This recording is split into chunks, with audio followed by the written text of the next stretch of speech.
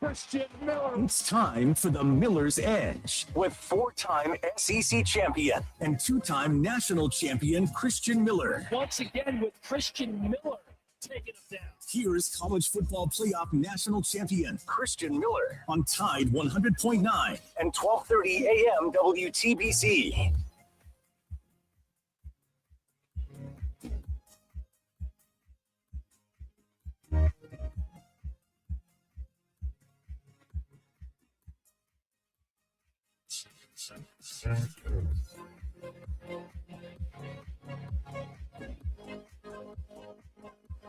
And welcome into this Monday edition of the Miller's Edge, Tide 100.9, 1230 WTBC.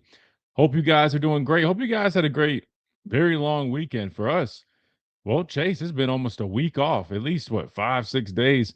It's been a while, man. I feel like I've got to knock the rust off here a little bit as we get going on this first day back, man. Hope everybody had a great holiday series. Hope you guys had a great Christmas. Me and Chase were just chopping it up a little bit. I know that he had a good one. I had a good one. The pastor of Payne surprised us. He popped up down here, him and my Aunt Wanda, and we had a great time, man. We were able to go over to my best friend's house here. His family was in town, and man, it was really a great holiday season. So big thanks to everybody that made that possible, man. I had a lot of laughs, some good food, and just some great time with friends and family. So that's all you really can ask for. So I hope you guys were able to do the same, and I hope you guys got your football minds ready to go, because we're going to dive back into this thing. We haven't been able to talk about it here in a minute since we haven't been on air, and we didn't stream it all after we went off air last week. So I'm itching to talk about it, Chase. We'll do just that. We want to do it with you guys. 205-342-9904 is the number to the program. Make sure you guys call in if you guys have anything on your mind. We don't have any guests scheduled for today. Now, Tuesday, we do have Clint Lamb at the top of the hour. Probably get Slade back on here tomorrow as well. Wednesday, plan on having some guests and so forth. And you guys know Thursday is the day of the game. So I don't know the schedule, Chase. Let me go ahead and ask you real quick. The game is 3:00 Central Time. Are we good in terms of the shows leading up to that? Or are we off with that? How does that work? And plus, it's New Year, so maybe you can fill me in on the schedule.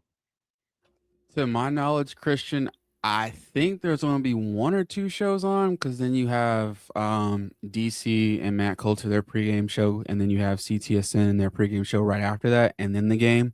So I think maybe Martin Houston show and Inside the Locker Room will be the only two shows, but I'll double check with Wyatt Fulton and get you acclimated with that. Good deal. So it sounds like, so we won't be on air Thursday. So Wednesday, we're going to treat it almost like a Friday on our typical schedule. Thursday, the Miller's Edge will be off, at least on the radio. Maybe on the stream, we'll do something if we need to. Probably not, though, because I also have to do some pregame stuff as well. But it sounds like we will be back in action on Friday, and hopefully it'll be a victory Friday, and we'll be talking about what's next for Alabama. But before we get there, we'll be where our feet are, and that's talking about this one, the granddaddy of them all, the Rose Bowl, taking place this Thursday. Tide traveling out to California. A little bit different schedule this time, Chase. We'll talk about it here in a minute, because normally you talk about bowl games and what comes with that, man. I have a lot of great memories with bowl games and, all the events and things that they put on for the football teams that are a part of them. But nowadays, these things look different, Chase. I mean, listen, we just get more and more closer to being the pros pretty much at the college level. There's not even really the same level of activities during these bowl games. A lot of these teams really just get there a couple or a few days before, and they're treating it almost just like a road game, right? They're not taking place or they're not taking part in these big days. Now, I do know the parade still is a thing out there, but other than that, man, Chase, for our bowl games, we used to go to things like Disney World, Disneyland, amusement parks, bowling alleys. I mean, we'd be out there for like a week, and it was almost like being on vacation. Not the case anymore. And I don't know if that's on behalf of these teams, the bowl committees themselves. I'm not 100% sure on that. But I do know everybody I talked to, they told me, we're kind of treating it more so like an away game, right? It almost reminds me of kind of like the NFL, right? In the NFL, when you go play out on the West Coast or the other coast, right? If you're going to the East from the West and vice versa, you typically get out there 2 days before the game. That way you have some time to get acclimated, and then you play, then you come right back. That's pretty much what Alabama plans on doing, right? So I'll be honest with you. I feel bad that the players don't get to have those same experiences that we used to have during our bowl games. However, listen, I love that attitude. I mean, to me, that sounds like they're taking this is a business trip approach, right? Yes, it's the Rose Bowl. We respect it. It's a great opportunity. The coaches, they spoke to the media. We'll have to go back and play some of those because they, took place over the weekend and we weren't on there. So we'll go back and play a lot of those. But the way I look at it, Chase, that tells me this team is locked in and they're focused on the game. I'm sure they would, gladly accept any of those, I guess, activities, but they're more focused on what happens between the lines. I think that should be the most important thing as they look to take on the number 1 seed. Indiana, unbeaten, has not lost yet this season. They are the Big Ten champions, a good football team. We'll talk about what makes them a good football team. We'll talk about this matchup, what to expect, all those things, keys, all that stuff. We're going to dive into this preview today. I got a lot of thoughts on this matchup and watching some tape, doing some breakdown stuff. So we'll definitely be bringing that to you today on this Monday edition of the Miller's Edge, Tide 100.9, 1230 WTBC. Presented by the Good Feet Store, America's art support experts. Try before you buy, nothing to lose. Make sure you guys go check out the Good Feet Store if you haven't already. Midtown Village here in Tuscaloosa is where you can find a location right off of McFarland Boulevard. But don't worry, you can basically check them out all over. So even if you go out to the Rose Bowl, there's Good Feet stores out there, I'm sure, as well. So make sure you find them. Go to the website, goodfeet.com, to find that nearest location to you and schedule an appointment. You don't have to. It is walk-ins as well, not just appointments. But again, these are premium art sports designed to eliminate and alleviate all types of pain, whether it's foot pain, knee pain, back pain, hip pain, anything you might be dealing with. These Good Feet art supports are designed to eliminate and alleviate that pain, and clinically proven to do so in just 4 short weeks, guys. So make sure you guys take advantage of the Good Feet store. I'm telling you, I swear by them. I wear them. I love them. They're great, and I want them to be great for you as well. Again, that is the Good Feet store, improving the quality of people's lives 2 feet at a time, just like we like to do, 2 hours at a time. That said, we got to take our first time out. We come back, we start diving into this preview again. Alabama, Indiana, Rose Bowl taking place this Thursday. We're going to get you guys up to speed on everything, what to expect, do some breakdown stuff. I got some tape pulled up as well. We can always go there. Love to take your questions and talk your comments and concerns all right here on the Miller's Edge, Tide 100.9, 1230 WTBC. Quick timeout. We'll be right back.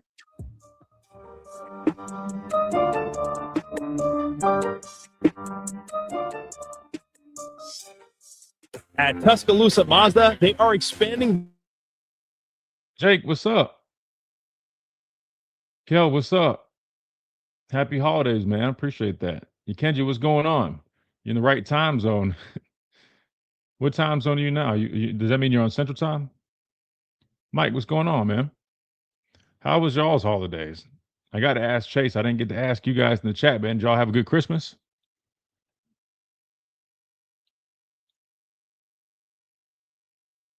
Sorry, I got a million things pulled up. I'm watching this. I got this tape pulled up.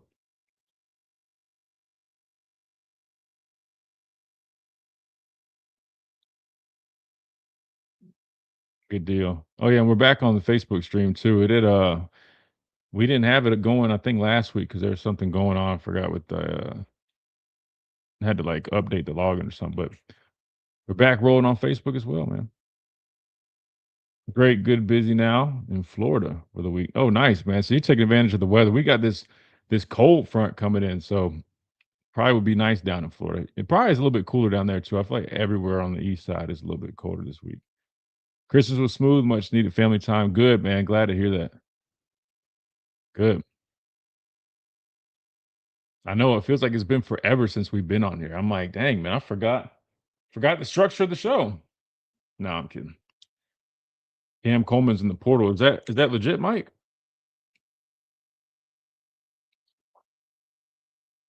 I haven't even let me go look.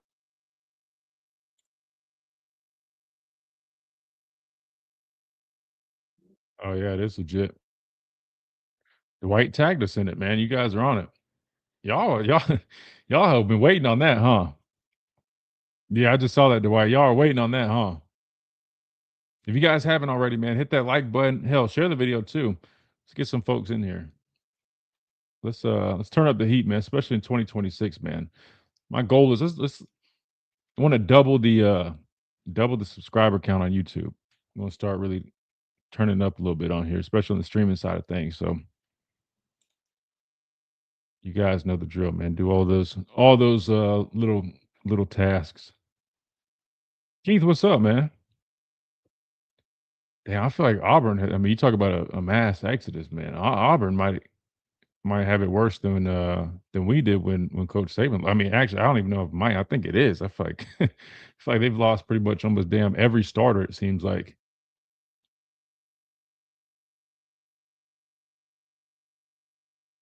That's interesting, though. I mean, he's gonna be dual bag. It just depends. I mean, you already got one receiver on your roster that's probably upwards of seven figures. What was Hortons? I think Hortons was around like 700. We don't know if he's coming back or not.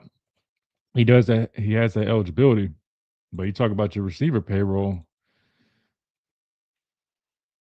752-9611. This Miller's Edge on Tide 100.9.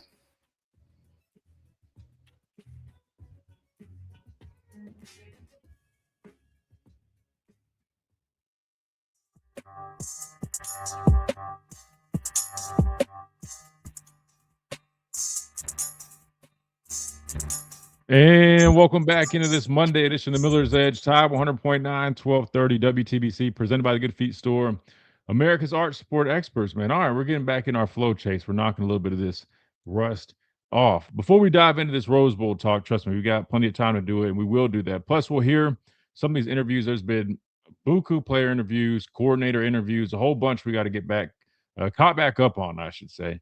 And we'll plan on doing that. But first, man, we got some breaking news. And it does involve, Auburn, the other team here in the state of Alabama. But it's some big news because, hey, there could be, I don't know, there could be some type of link here.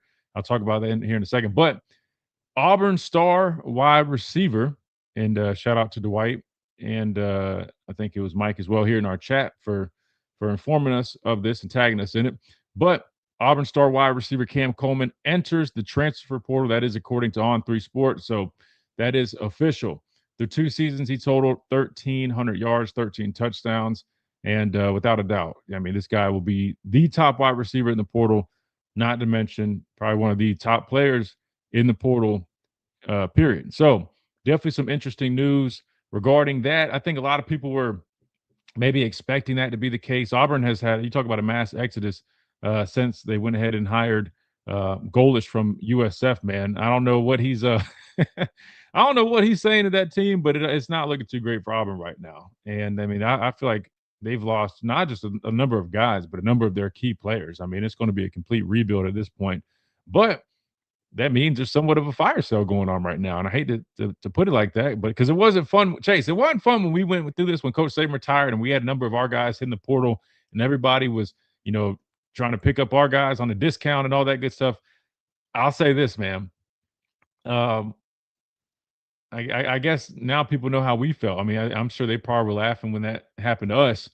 Well, now they know how it feels, man. It's not fun, but it's part of the game. And I'll say this: could there be some targets on that roster that could maybe make their way to Tuscaloosa? Sure, I'm sure there could be. We just hired Derek Nix, who's a former Auburn coach. He was offensive coordinator there. Took over play calling duties with what's his name? Hugh Freeze retired. No, excuse not retired, being fired.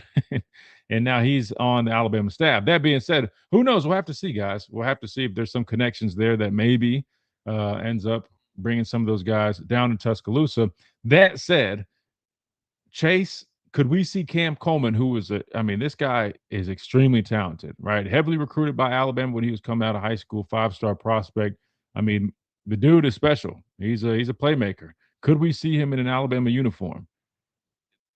The honest truth is, 100%. Chase, Yes. you think so? I 100% green flag. All cars are going. This is the time for Bama to go for it. Even though he did go to the school, I'm not going to mention their name, but he is from Phoenix City. He had a very, very impressive season, even with the quarterback fiasco that happened out there. He was still productive. He still gave his team a winnable situation, and he was always doubled. You look at plays this season, it kind of reminded me of the Calvin Johnson effect in the NFL.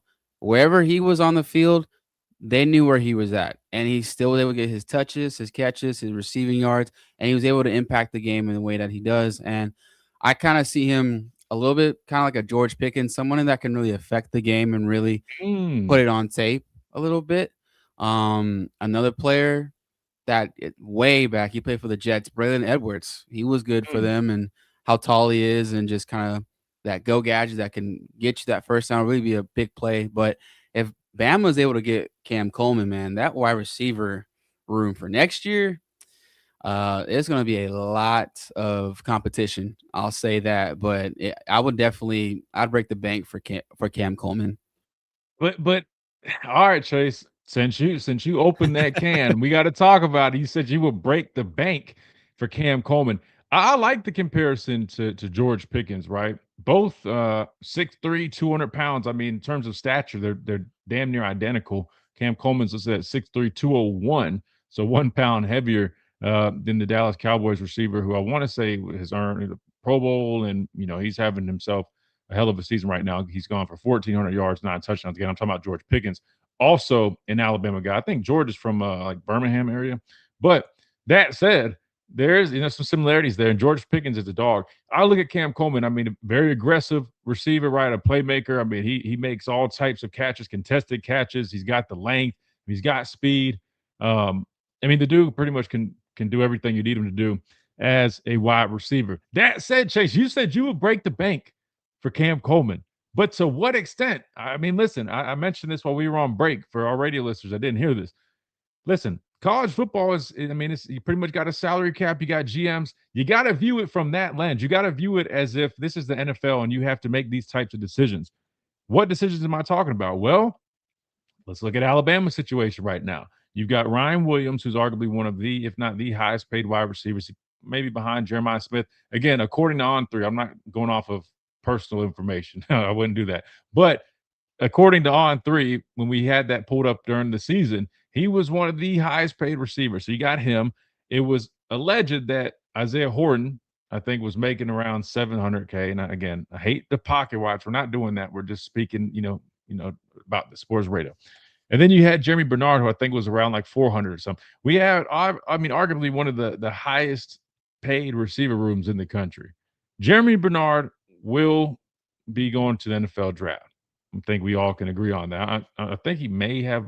I don't know if he's out of eligibility or not, but he'll be leaving. Horton, you don't know. If Horton were to leave, then yeah, I'm with you, man. You have a lot of room in your quote unquote salary cap, your NIL cap, whatever you want to call it. But if Horton comes back, Chase, I mean that's a tough squeeze. This guy is up there too in terms of highest paid receivers. And then I just saw something, I think like a week or two ago. Texas A&M had a receiver who became the highest paid. So talking about being like the NFL, Chase, this is how it works. There's new markets, right? People keep resetting the market. Just like the quarterback situation. A couple years ago, you could have got yourself a really good quarterback for, I don't know, 1.5. Now you're talking about $3-4 million, Chase. The market's going to keep resetting just like it does in the NFL, just like it does in all sports. That said, you're going to be paying top dollar for this guy. Now, you said you would break the bank, Chase. There's only so much money you got. And if you're already paying Ryan Williams and you're already paying Isaiah Horton, you're already paying Bernard, but he's going to be leaving. I don't see it happening, Chase. I hear what you're saying. Like, if you take the money thing away from it, hell yeah, I think it could happen. I mean, hell, we just hired Derek Nix, who was coaching the running backs at Auburn, but still familiarity there. He's an Alabama guy. I don't know if he grew up an Auburn or Alabama fan. I want to say he was committed to Texas A&M before, but I know he was heavily recruited by Alabama. So all that sounds good, but I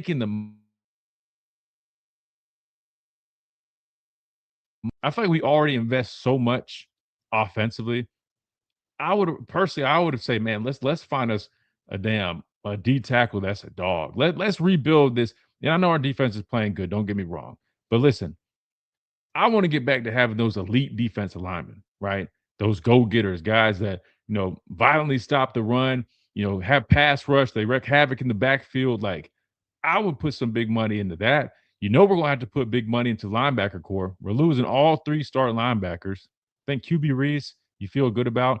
The other positions, I think it's pretty open competition. You got to bring in some experience there. So you got to be prepared to pay some money there. And then on the back end, you're actually in good shape. The only one I think everybody has a choice to come back. But I'm sure maybe one or two of those guys may decide to go on to the NFL draft. I'm, referring to guys like Bray Hubbard, maybe Keon Sabb makes a decision, but still, I mean, really it's the front seven that you probably are going to be investing in terms of portal wise, for some, come in and play now type guys. That said, offensive line, think you still need to keep trying to address that. We know we just picked up a tight end via the portal last week, I think it was, or maybe the week before. So, man, Chase, don't get me wrong. I love playmakers.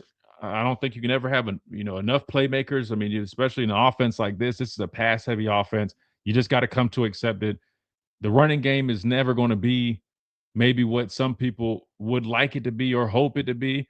It is what it is. This is a pass heavy offense. So yes, I mean playmakers like this would be perfect for it. I mean, they've got, a quarterback throwing damn near 40 times a game. It's a lot of drop back pass, even when it's extensions of the running game, quick game, screen game. The receivers get a lot of opportunities in this offense. I think he would excel in it. I just don't think you can make it make sense financially. Now, with some things shuffling around a little bit, we could see. But listen, if Ryan Williams returns, which I fully expect him to, uh, Jeremy Bernard probably leaving, but Isaiah Horton, I think there's a good chance he returns, Chase. I don't know what his draft stock or draft status really looks like right now, but if I had to guess, I would probably say mid-round guy. Just being honest, I know he has a lot of talent. I know he has a lot of potential. But in terms of receivers, man, there's a stupid amount of wide receivers in college football. And it's always like this, receivers, man, they'll be drafting receivers from all over, man. You know what I mean? It's not just the guys you hear about a whole bunch of these big teams. So I think he would benefit from coming back personally. And I don't know if that's what he does, but if he comes back, Chase, I mean, you're looking at well over seven figures just in two guys right there. So, and this guy, and I think this guy's probably going to be making well over $1 million with whatever deal he ends up with. I'll try to pull it up during the break of what he allegedly makes right now, and we kind of get an idea, and try to find out what that Texas A&M guy just signed for, which is crazy. You talk about these guys signing, Chase. It just feels like the NFL now, right? I mean, I'm seeing news. Oh, speaking of like South Carolina, right? My dad's team. They somehow found a way to get all their guys back. Dylan Stewart's coming back. I think Nick Harbor is coming back. I know the quarterback, Sellers is coming back. I mean, but it's just crazy. It's like, oh, they've agreed to new deals. So that's the world we're in, man. So I don't know, but it is breaking news. Cam Coleman, Auburn wide receiver, hits the transfer portal. Do you guys think there's a chance we see him in a crimson jersey? Personally, I don't think financially it would work. But hell, if he was down here, shoot. Imagine him imagine if we had Ryan, Cam Coleman, Horton, Latsier Brooks. Then you got, I mean, we don't know what Ty's going to do, but I think if Ty has Ty was still, even with, a little bit of a rough second half of the season at times. And, now he's, kind of back hopefully on that momentum after the Oklahoma game. Regardless, Ty's probably going to be a first round draft pick, whether it's mid or late, whatever. I think there's a good chance Ty ends up leaving. Imagine those guys with a guy like Keelan Russell, Chase. Man. But then you got so much money in the receivers. Like, do we still have enough for the offensive line? What good are those receivers if you don't feel great about the offensive line? I don't know. But I do know we need to hit a timeout. I want you guys to give me your thoughts on that 205-342-9904. When we come back with the phone lines early. We got Tony from Oklahoma. We got our buddy Tommy on there. Then we're going to dive into this Alabama Indiana Rose Bowl preview again. I got some tape pulled up. If there's anything specific you guys want to talk about, but also have plenty of thoughts just from watching it, man. I've been watching a lot of these guys over this break that I've had, and I got a lot of thoughts. Good football team, very consistent, very well coached, really good scheme. They'll scheme you up. They do a lot of different things, and they do it well, man. They don't make very many mistakes, so definitely going to be a good matchup, I think. But there's a lot of people, Chase, that are doubting Alabama. Alabama right now, 6.5-point favorite. We'll talk about if I believe that's accurate or not. Some people don't think Alabama has a chance. I'll just give you guys a hint. I think Alabama definitely has a chance in this football game, 100%. There's going to be some things we have to do to win this game. Now I'll talk about that coming up right here on the Miller's Edge. Tide 100.9, 1230, WTBC.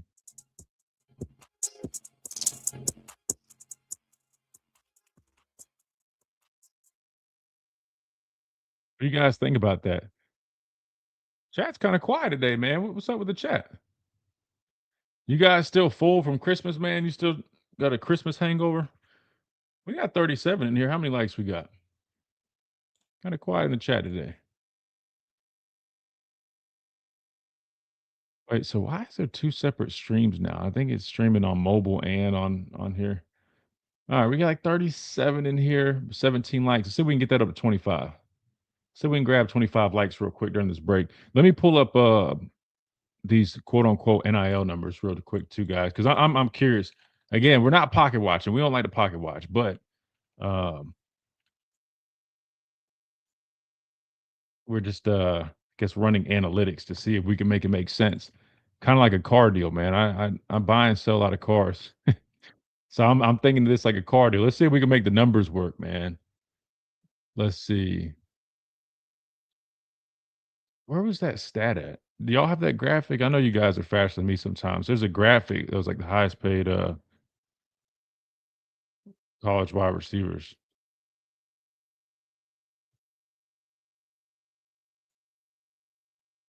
Let's see. I don't think it's this list, but let's see if it's on here. But the problem is, see, this ain't what I was looking for. I think Jeremiah Smith's gonna be number one though, if I'm not mistaken. I want to say Jeremiah Smith's number one. See, now these are valuations. I need to see that there was a graphic chose both. Wait, when you schedule the live on StreamYard. Oh, appreciate the white. Yeah, listen, man. We got a new computer. I told you guys we invest everything back in the setup. Hell, we got God, I'm drawing a blank, man. Anyway, we why am I drawing a blank? Adam donated, man. Very Adam was very generous. Christmas spirit was very much alive. Adam was donating a bunch last week via super chats, man. I told you guys, man, everything gets reinvested right back in the show. So we got a new computer for our setup that's even better. Working on getting a new mic set up. You guys have any suggestions on mics? I got this one fixed for now, but I plan on ordering this new mic. But we did the PC first. But lurking in the background, working today. Oh, you're good. You're good, Carson. And I wonder if I could. Maybe I should turn off that mobile one. That's dumb that it does it separate like that. Hey, we got 22 or 3 away, man. Let's see if we can get those 25 likes. We got 45 in here, man. Now let's bump it up to 30. Let's see if we can get 30 real quick. We're going to the phone lines when we come back real quick, and then we'll dive into this. But I got some tape I got pulled up too.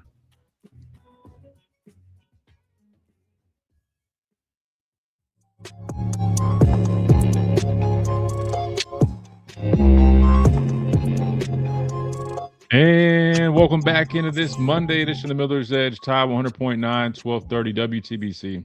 Presented by the Good Feet Store, America's arch support experts, man. And listen, there's so much to cover right now.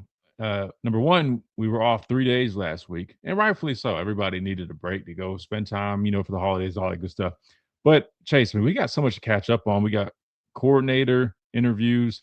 We've got plenty of player interviews. We hadn't even really broken this game down just yet. Definitely got to do that, and we will do that. I know I want to go to you guys on the phone lines, 205-342-9904. Plus, we got new news of, Cam Coleman hitting the transfer portal, and he joins, and he's not the only one. Auburn's whole pretty much wide receiver core is in the portal. I want to say, I think 2 other of their top receivers are also in the portal as well. I want to say I just saw it. I had it pulled up. Yeah, Perry Thompson, Malcolm Simmons. Actually, there's 1, 2, 3. Wait, 1, 2, 3, 4. 4 other guys. So they lost their whole receiving core. So man, I don't know, man. Maybe they're not a big fan of that goalish offense, which we do know it does. Consist of a lot of quarterback design run things like that. I get it. Maybe that's not what these guys want to play in, but it is what it is. But I sure feel like we could definitely use them as well. If it makes sense though, financially. 205-342-9904 is the number. Let's go to the phone lines real quick. We got Tony from Oklahoma up first. Tony, welcome in. Hey, thanks a lot, Chris. Please pass along a Happy New Year to your dad. Oh, yes, sir. Thank you very much. And of course, you're great too.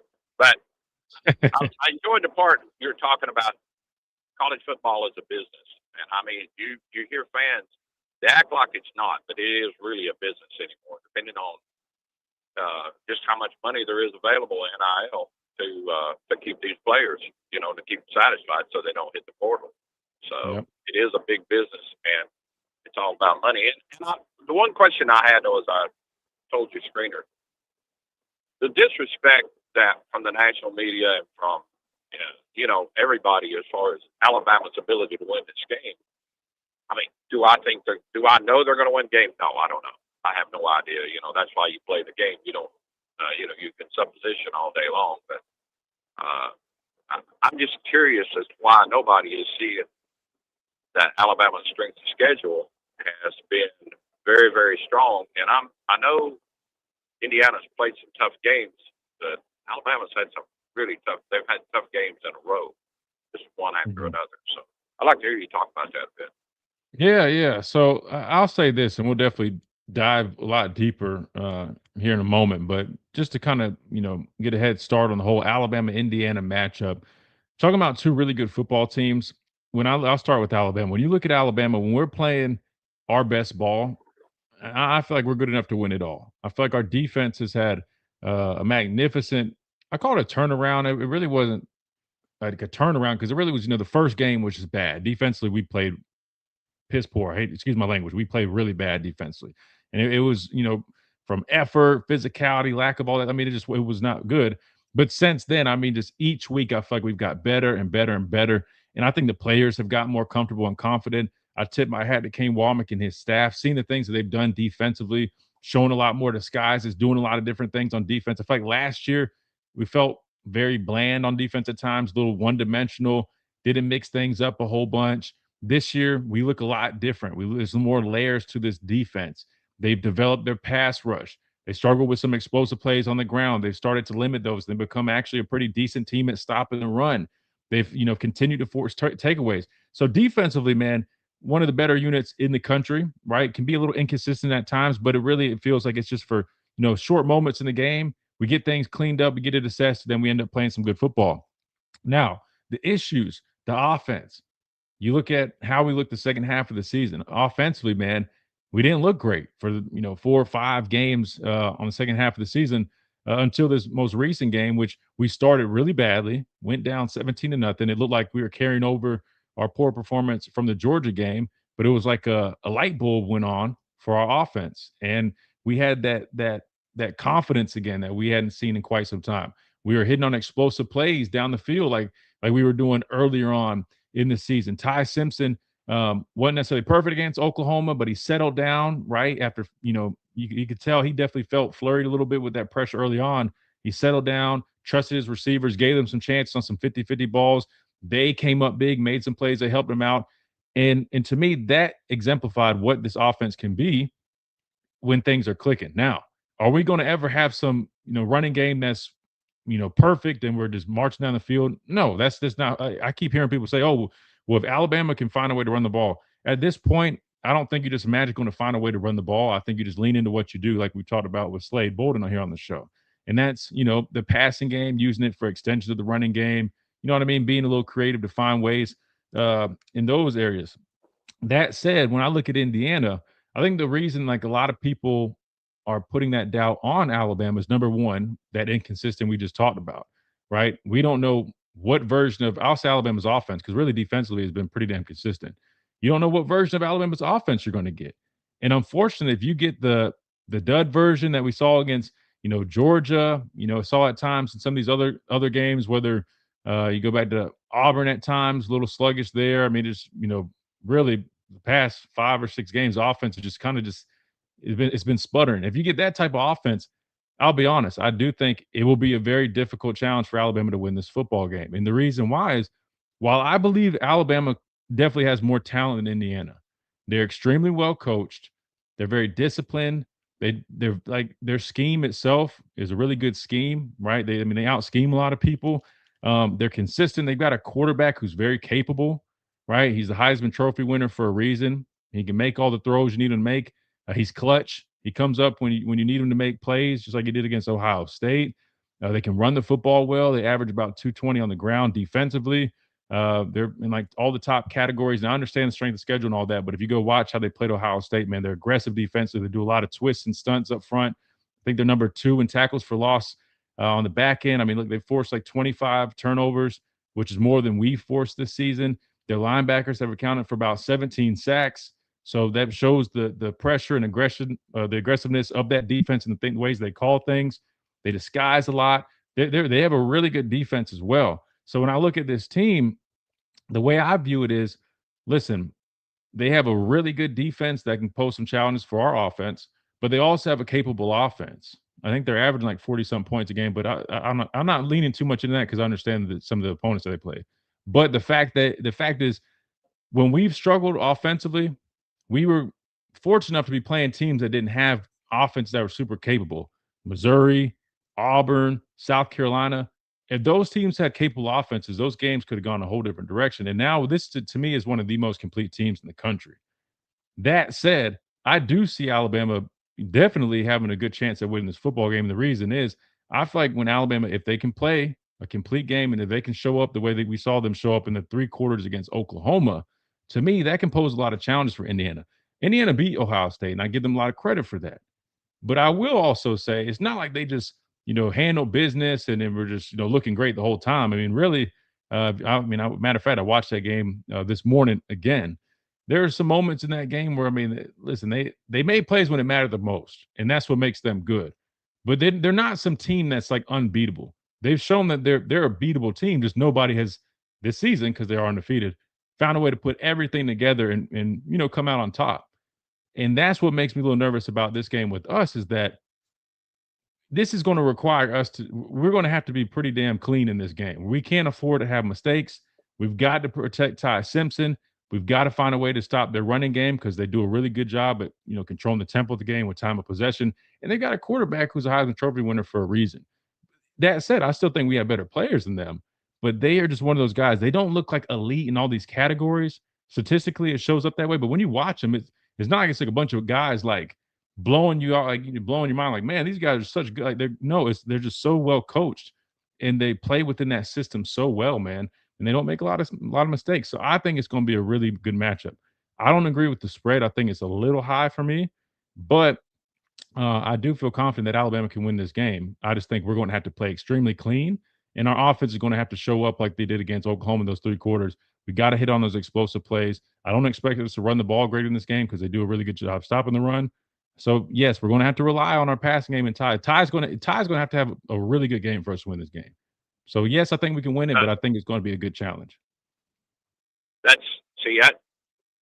watched the 3 quarters of the Oklahoma game, and when Ty gets time, Ty can hurt you really bad.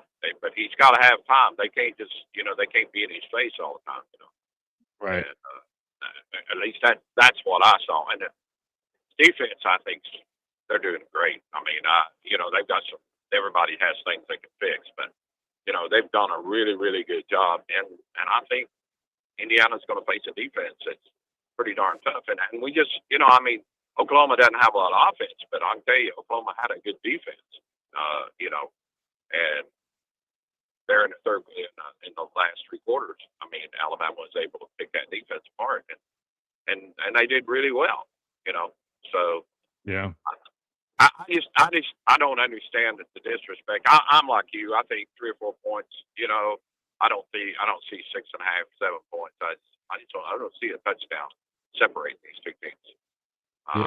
Field goal, it's crazy. It's tough to say. I mean, it could be a tie game, then the late touchdown to make it 7 points, which doesn't paint that whole picture. That's why the whole betting thing is a little tricky. But to me, I think when I view it as too high, only because I'm like, all right, they're coming up with that number ahead of time. I don't think they're coming up with that number like, oh, well, from like my point of view, where it's like, oh, it could be a 7-point game by like a late, walk-off touchdown, right? To me, I'm thinking they come up with 7 points off of all these metrics that they're putting in.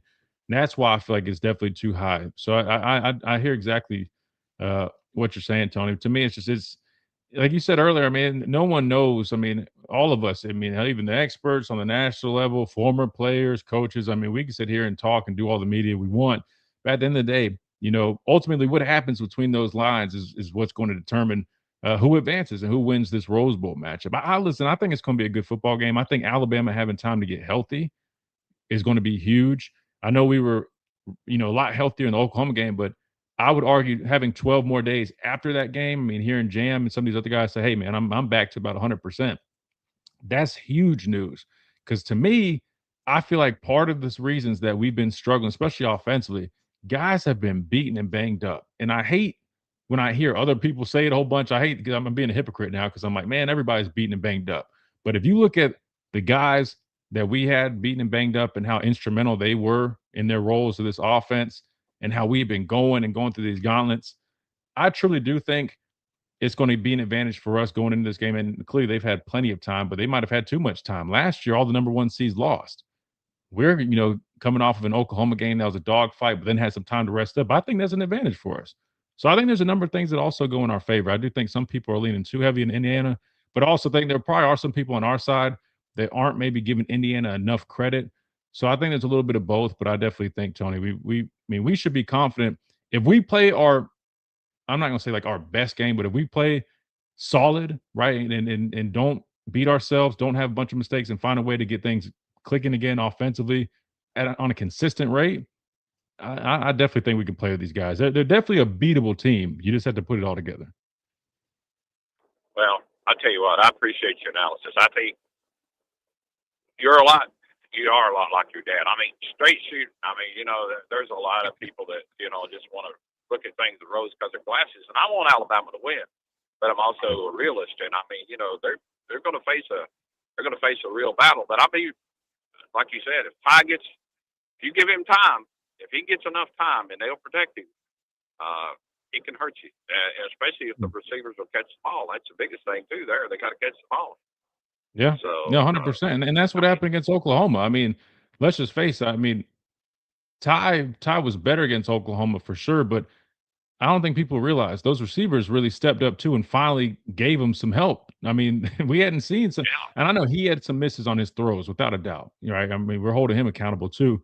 But think about how many times. I mean, Horton in the SEC championship game, right? I mean, he had a drop. I know there was a little contested, but still, I mean, we got to catch it. We got to come down with those. Ryan Williams had a drop. I mean, like we haven't been consistently coming up with those big plays like we did against Oklahoma. We did earlier in the year, and to beat a good team like Indiana, man, you're going to have those. You're going to have some of those acrobatic catches. You're going to have Latzia Brooks turning around and finding the football and coming up big on fourth down conversion. All that has to go well, and so that's why I'm saying it definitely will be a challenge. Can Alabama beat Indiana? Absolutely, but it's going to be very difficult, and it's going to require a lot of consistency, and it's going to, you got to have minimal mistakes in this game, in my opinion, just because they're a really good football team as well. But Tony, we got to get ready to hit this next time out, man. I appreciate the phone call. Really good stuff. I apologize for talking so much, brother. Oh, I wanted you to. That's why I asked you. Thank you, and Happy New Year to you too as well. Okay. Yes, sir. Thank you so much, man. Good deal. Good deal, man. So Tony from Oklahoma. I wasn't sure if he was. I figured he was an Alabama fan, but wasn't sure, man. From Oklahoma. Good deal. Hey, so listen, like we keep stretching our our callers, our listenership, man. We've got people from literally all over, which I love to see that, man. It's really good stuff. But let's do this, Chase. We did skip over a break, so I know we probably need to play catch up. You tell me, Chase. Should we hit this early top the hour break, or should we? What do you think would be best? We get the top hour break. All right. Yeah, it's 55. We can do that. And we'll come back and catch all the way up. So we're going to do this. We're going to hit this top of the hour break. When we come back, we'll keep diving into this. I know we still got Tommy on the phone line. So we'll make sure we get Tommy on there as well. But we'll continue talking about this while we're already on it. Breaking down this Rose Bowl matchup. I got plenty more thoughts about it. Big thanks to Tony asking about it, though, because we really got to dive into it. But I got some tape pulled up. We'll do all that right here on the Miller's Edge, Ty 100.9, 1230 WTBC. Quick timeout. Don't go anywhere. We'll be right back.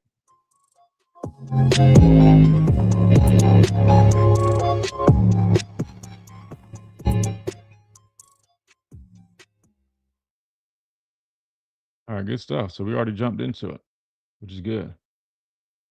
I wonder if I should. All right, cool. We're at 30 likes, man. Let's see if we can let's up it. Let's try to get to 35. Rolling on the likes. Should I cancel the mobile one? What's the difference? I mean, I'm so confused.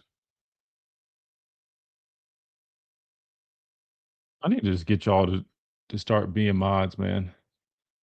I know I said that. I hadn't even figured out how to do all that. I just need to get y'all to be mods and help me do all this crap. I mean, because if you look up the video, it's going to come up regardless. I don't understand the whole. Oh, it's literally a mobile layout.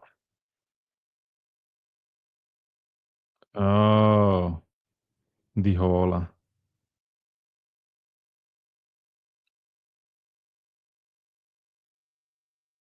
Oh wait, that's interesting. That's pretty cool.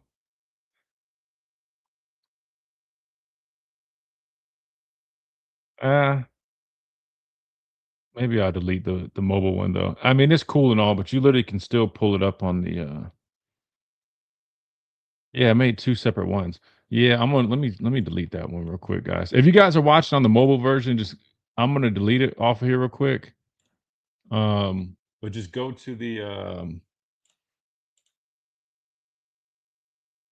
the main one.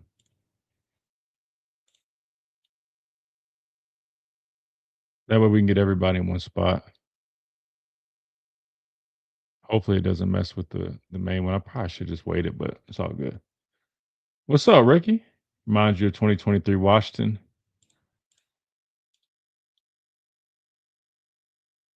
I see it a little bit. See it a little bit.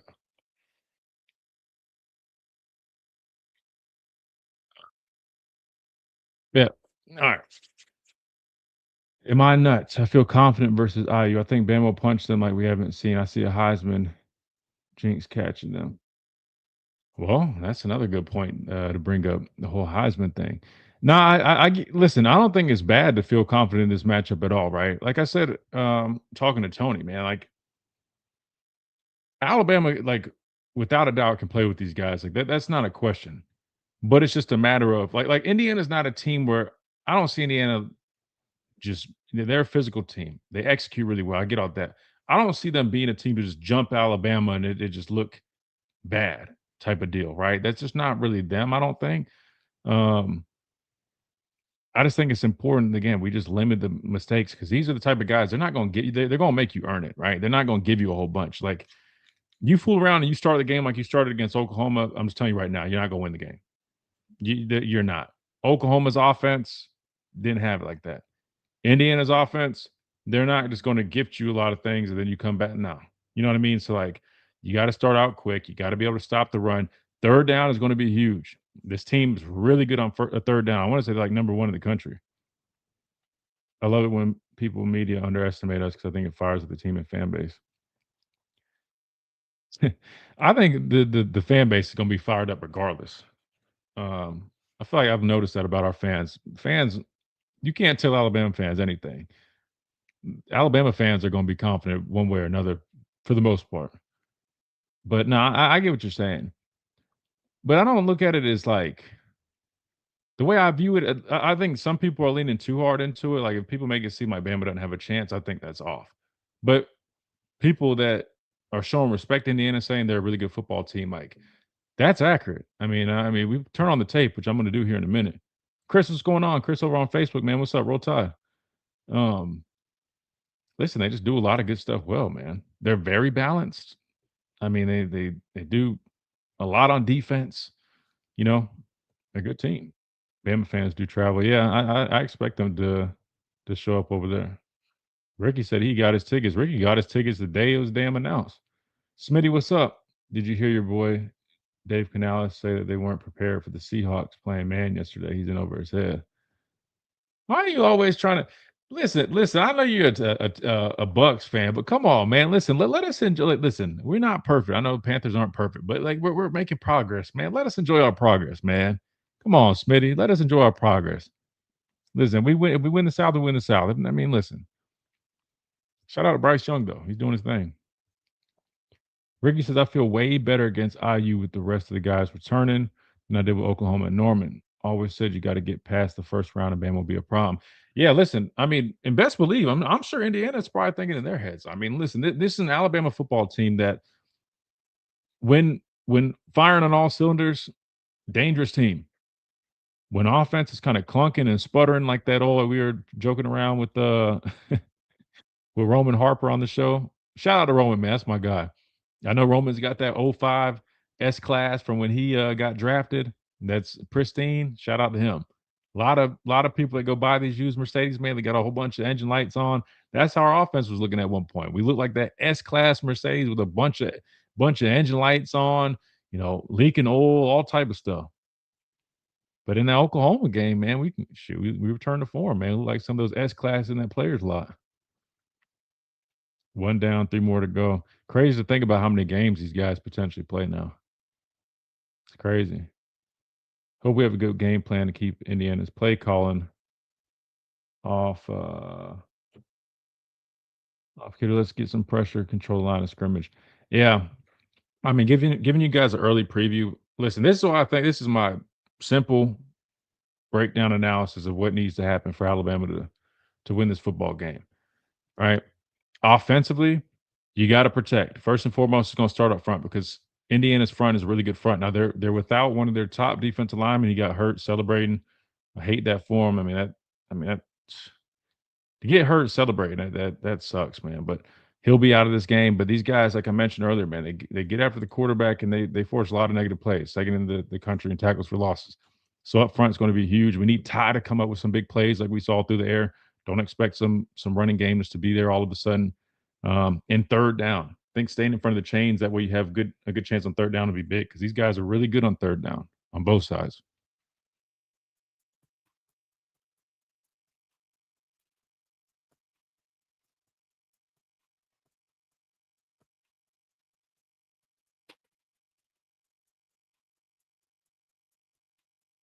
And welcome back into this Monday edition of the Miller's Edge, Tide 100.9, 1230 WTBC, presented by the Good Feet Store, America's arch support experts. Man, again, hope you guys had a great holiday week. I know it's still holiday season. We got New Year's coming up, but we also got a football game coming up, and that's what we're talking about right now. Speaking of Christmas, man, and gifts and all that stuff.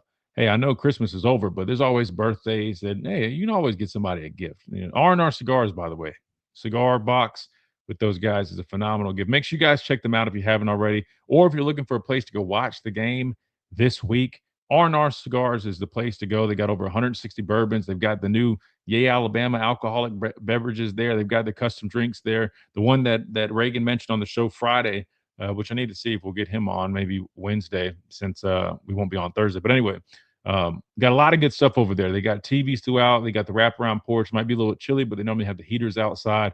And they got the best humidor in the Southeast, man. So make sure you guys check them out. They got the website, rnrcigars.com. I believe you still can use that code Miller's Edge to get yourself a discount, whether it's for you, gift, whatever, man. Make sure you guys check them out, man. And plus, again, I mean, if you're just looking for a place to go hang out, my dad loves hanging out at the cigar shops, right? If you guys haven't checked it out, man, do that. It's the Mansion, 2703 Gary Fitz Street here in Tuscaloosa. That is R&R Cigars, who we hear from their owner, Reagan Sterner, typically on Fridays, probably this Wednesday, as we do the Smoking Hot Picks with Reagan. Again, that is R&R Cigars, the official cigar provider of Alabama football since 2014. Chase, while we're talking about this matchup, let's just piggyback kind of off some of what we just were talking about with this game. You got Alabama taking on Indiana, right? And we know Alabama coming off a big win over Oklahoma. I thought it was a very impressive win. I know that we started the game pretty damn bad, right? I understand that. But when you really look at it and you break it down, outside of that first quarter, that was probably one of the, to show that resolve and resiliency, right? To stay in it on the road, very hostile environment. They've got rapping performances. They got drone light shows. I mean, the crowd is loud. I mean, they had everything going on, but Alabama stood their ground, got punched in the mouth, got knocked down, right? If you want to compare it to a boxing match, got our ass knocked down. We fell on the canvas first quarter, got up, kept swinging. And the fact that our offense came back to life, the fact that Ty Simpson settled down, even when he was under duress, found a way to hit his guys. We have receivers stepping up, making plays. We ran the ball for 60-something yards. And I know when people keep saying, like, oh, we found a running game against Oklahoma. We did not. But we, most importantly, when we needed to, we found some ways to do it. And I think that's about all you can ask for out of this offense and this personnel, because that's what we've got. They've shown us what what they are this season. I know we haven't committed to it like we need to, and if you commit to it a little bit more, maybe you get a little bit more, you can maybe squeeze some more out of it. But at this point, man, it is what it is. That said, offense somewhat returned to form over the last 3 quarters, and defense came up with some big plays, some big stops in that game. If Alabama can find a way to drag that momentum in this matchup, Chase, I feel solid that we're going to put ourselves in position to win this game. Does that mean we win it? I'm not sure. Nobody's figured out, how to beat Indiana so far. So they're undefeated. I'm not saying they're not beatable, because they definitely feel beatable when I watch them. But the reality is they haven't lost. And that included, a trip to Oregon, who's a good football team. They're in the playoffs. Matter of fact, the winner of this game will go on to play the winner of Oregon and Texas Tech. And that also includes beating, at the time, undefeated Ohio State, which I thought was an impressive win. They showed some resolve in that game. They found a way to make plays when they needed it, and ultimately beat the Buckeyes, who I think is also one of the top teams in the country, without a doubt. That said, really, man, again, Indiana, very sound football team, really good scheme, all that good stuff. They get after the quarterback. They force negative plays. Quarterback doesn't make a whole bunch of mistakes. He's very accurate, finds way to extend plays. Not really a runner at all, but he can use his legs when he needs to. I just think it's going to be an interesting challenge. But my keys, right, if I've taught about this, and we'll expand on these throughout the week, but this is what I feel like needs to happen, guys. I mentioned a little bit before we came back. Offensively, you got to protect. You got to try to do your best to win the line of scrimmage. That's going to be a difficult challenge, knowing how good these guys are up front, all the twists and stunts that they run. They bring a lot of pressure from different places. It's going to be tough, but we need our offensive line to step up. Give Ty Simpson some time. Let him make those throws that we saw him making against Oklahoma in those last 3 quarters. But I also think, Chase, you got to find a way to stay in front of the chains. Normally, you do that by running the football on early downs and having success there. I don't know if that's really going to be the case. These guys are one of the best rushing defenses in the country. Now, their starting defensive tackle is out of this game. He got hurt celebrating. Not sure how much of a difference that makes, but I'm not going to sit there and say that just magically opens up the running game, but be something interesting to watch out for. But you got to stay in front of the chains. Why? These guys are really good on third down, right? On both sides of the football. And to me, when you're going against a defense like this that disguises well, brings a lot of pressure, staying in front of the chains can help you. You don't want to find yourself in a bunch of third and long situations against a defense like this that's talented like they are. Just not a good situation overall. So I think staying in front of the chains will be big, and then protecting the football. These guys have forced 25 turnovers on the year, which is more than us. I want to say we're at 20. They're at like 25. So they're aggressive. They're well coached schematically. They do a lot of different things, and they execute really well. Overall, not just defensive, but overall, these guys don't make a lot of mistakes, man. They really don't. Really sound football team. They really are, and that's what makes them such a good unit. They're not the most elite team, but they are one of the most sound and most successful in terms of executing when it comes to it. Defensively, Chase, when I look at it, these guys on offense, they run the ball well, they throw the ball well, the quarterback's accurate, and then they really do a good job just kind of controlling the tempo of the game. Time of possession is a stat that they do really well in as well. But I think really the key on defense, Chase, is getting after the quarterback. If you watch it, they're a little susceptible to giving up some sacks. Their offensive line, they're a solid unit, but they're definitely, they've shown that they'll give up some pressure. And when Mendoza is under pressure, that's when they start to struggle, right? If you give him time, that dude can make all the throws you need him to make. And he does a good job delivering the football to all his playmakers. Surratt, I think is his name, got a really good receiver in him, but he'll make the throws, man. He gives the guy a chance. He throws a lot of 50-50 balls. They come up with them, and they find a way to make some explosives. But they've got a trio of running backs that they'll utilize that are really good football players. Again, 220, I believe, on the ground. One of my best friends and former high school teammates is the running backs coach. His name's John Miller. You guys can look him up. He played at James Madison, but he does a really good job with that group. But overall, really balanced. But again, I think for defense, stopping the run, affecting Mendoza, getting pressure on him, doesn't have to necessarily equate to sacks, but really just making him uncomfortable, getting after him, right? Speeding him up, try to force some air throws, and then winning the turnover battle. I think if you can do those things defensively, I think that will definitely give us a good chance of winning this football game. Similar to what we've seen out of these guys and what you saw out of Oklahoma, right? Started off not getting a whole bunch of pass rush, but you saw what happened, made some adjustments, played more man coverage, started bringing the heat, right? Mixing some things up, bringing some pressures. And I think we ended up sacking Mateer like 5 or 6 times. You saw how much different he looked once he finally was feeling pressure. Mateer looked like damn. Mateer was playing as good as he played all year early in the game when he didn't see that pressure. What happened once he started feeling that pressure from Alabama's defense? Everything changes. Everything changes, right? So that's what Alabama's going to have to do defensively with Mendoza if you want to win this game and find a way to force some turnovers in this matchup. To me, I think those on the surface, after watching several Indiana games over the past couple of days, knowing us, front and back, that's what Alabama needs to do if they want to win this football game. And I think it's going to be a good game, man. Weather could be a factor. We'll have to keep an eye out for that. Supposedly it's going to be a pretty rainy day. I'm not 100% sure if that's a fact yet. I know James Spann was talking about it. We'll have to see, but definitely could come into play. Probably not going to work out in Alabama's favor if that's the case, knowing that we just don't run the ball very well and knowing that we're probably relying on our passing game to have success in this game. They, on the other hand, are very balanced and do both very well. So if that is a factor, probably would lean in Indiana's favor. That said, that's kind of my overall keys and outlook right now. Again, we'll continue to break that down as things progress throughout the week. Plus, we'll start pulling up some tape and some more. 205-342-9904. Let's go back to the phone lines. We got Tommy up next. Tommy, welcome in. Hey, Tristan. I What's hope up, you had Tom? a good Christmas. Yes, I'm sir, good, man. man. It was good, man. Pastor Payne showed up down here, and we had a great time, man. We went over to Coach Mosley's house. His family was in town, and man, it was a great time, man. We were laughing, cutting up, and it was a good time, man. And I hope you had a great Christmas as well, brother. I did. I can't complain. Well, Man, I glad to think hear you that. hit it a lot on the team. And this is what I've been fussing about the last 2 weeks, even longer. All right, Alabama fans don't respect Indiana. Oh, they not blue blood. Well, we play them basketball, everybody would respect them. First time in nearly 60 years they go to Lobo or win a Big Ten. You know what the team Indiana remind me of? Players that know their role and their assignment. On defense, they just play as one offense. They all play as a team. There's no individual stars. I mean, they got good players. Don't get me wrong. I'm not taking out with them. But they are playing. I mean, they play the same football. They don't beat themselves. Right. And just like Alabama, Oklahoma in the 2 different games.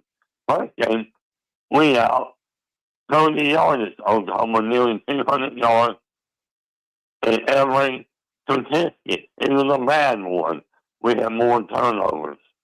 And Oklahoma had the main statistic that had the points for the scoreboard.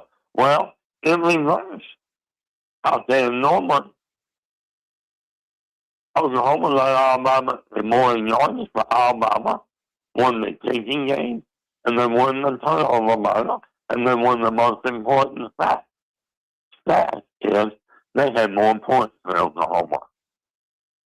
The game was the same exact 2 games, but played different ways.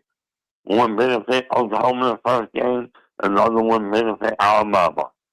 If you play sound football, you got a chance to win. Yeah. All right, man. No, you're right. Well, No, they are that team, like you said earlier, that just well coached, know their roles, and they just execute it extremely well. Like I said, they'll have guys that definitely play in the league. Mendoza is a potential number 1 overall pick, but even outside of him, I mean, they've got good players.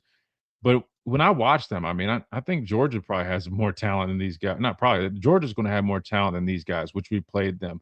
A number of teams are probably going to be more talented. It's just their scheme, their coaching, and their execution. Like you said, they just don't make many mistakes. You got to earn it against these guys, and they're physical, right? They do a lot of things really well, and I think that's just what makes it a challenge for us. But I still just feel like, Tommy, if we can play, we got guys healthy, right? So that's already a positive. But if we can go in there and we can play clean, we can limit mistakes, and we can find ways to make those big plays like we saw against Oklahoma, because this is playoff time, right? You're not just going to be gifted things anymore. Everything's going to be earned. Like I can see this game looking very similar to how Ohio State and Indiana looked. I could see it being one of those types of games, and I feel like that's probably going to end up being the case. Well, yeah, I mean, like I was talking about their defense, all their football players remind me of one player. Remind me of Corey Raymond, number 13. He wasn't the greatest athlete or a 5-star or 4-star, but he sound. He knew his position. He knew his role. He knew his technique and his reads. And they seem like they got a lot of players like that. I mean, I'm impressed with them. I mean, oh yeah, we can beat them, but I just get tired of, well, we can beat them by 14, 21 points. No, don't be arrogant. Show the team respect because they're the number one team. They went undefeated. They won the Big Ten. It's like my new saying I learned from my father and Coach Rod. Alabama fan, show your class, not your ass. All right? I mean, I'm sorry, I'm getting to be mean about all that, but I'm tired of this belittling thing. I mean, they don't deserve to be on the field. You know what? 100 years ago, they said the same thing about Alabama when they went to the Rose Bowl and played Washington. So, respect your opponent. Show class. Oh Yes, no, yeah, you definitely want to respect them. And to be fair, I mean, Tommy, I think, listen, I think that's going to happen. I mean, you got two fan bases probably going back and forth. I'll be honest with you, I don't number, I definitely don't take part in any of that. I sometimes see it on Twitter, but no, I definitely would say respect these guys. Don't get confused with because it is interesting when you look at the dynamics of this game. You got Alabama, who's one of the most storied programs in the history of college football, one of the most successful college football programs. It's like the mecca of college football. Then you've got Indiana, a program that I think before Signetti got there was literally, I want to say like I don't even know. I want to say they were probably the losingest program in college football. I think they might be second now, now that they've had success. So you've got those things. You've got the history. You got Signetti being a former receiver coach here at Alabama, part of Coach Saban's coaching tree. Now at Indiana, then you've got Kalen DeBoer, former Indiana coach, now here at Alabama. So there's so many interesting things in the game. But at the end of the day, none of those things matter. What matters is what happens on Thursday, January 1st, between those white lines, between a team led by the Heisman Trophy winner at quarterback. Really good defense. And Ty Simpson, fiery guy who's seeming to get back on his stride. And the defense has been pretty damn consistent under Kane Womack in year number 2. So I think it's going to be a good matchup. But definitely, Alabama fans, without a doubt, need to respect Indiana. They're a good football team. That said, Alabama, without a doubt, can win this football game as long as they play to their standard. And I think that's how you got to view it, man. You just got to see what ends up being the result. It can go either way. To me, I feel like this is a toss-up type of game, but I do feel like whoever wins this game has a good chance of making it to the national championship. I do feel that though, but that's we'll get there when we get there. Tommy, we appreciate you, brother. all right, man. Take care. Roll Tide. Yes, sir. Roll Tide, Tommy. Good deal. All right, we got to hit timeout. We come back. We keep we got the tape pulled up. We'll keep breaking down some game tape. Keep talking about this matchup and more. 205-342-9904 is the number. We're free on guests for the rest of the show. So if you guys want to jump on here, man, feel free to do so. If you haven't already, check us out over on the stream at the Miller's Edge on YouTube, where we do the show every day, live 11 to 1. Again, same thing as the radio. We're just streaming, doing the show, and you guys can watch the tape and watch me, all that good stuff, and all that. You already know the drill. All right, we got to hit a timeout. We come back. We keep on rolling right here. Tide 100.9, 1230 WTBC.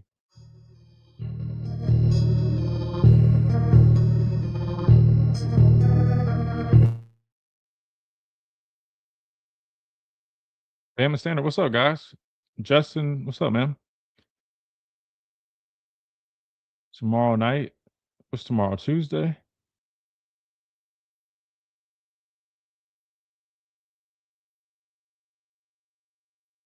DJ Hall was on last week. He was coached by Signetti in his final year. He echoed what you said. Yeah. I don't have experience with Signetti, but just by watching him, man, that's just kind of the vibe I get. So that's cool to see that that he echoed that, or I guess that. What? How would that be? I guess I'm echoing what he's. No, I don't know. That what I'm saying is in line with that. I probably can jump on. What time do you guys do it? That's in the evening, right?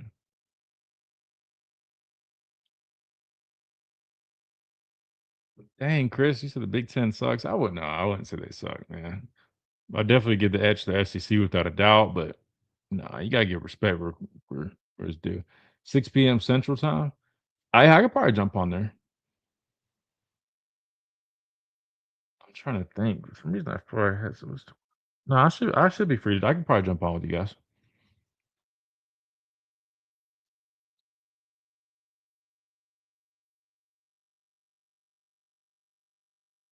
Yeah, I'll plan on just shoot me. I think you guys have my email. If not, I can send it to you on Twitter.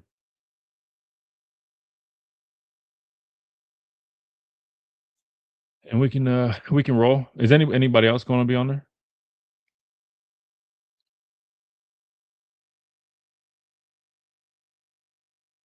All right, we got Smitty up next.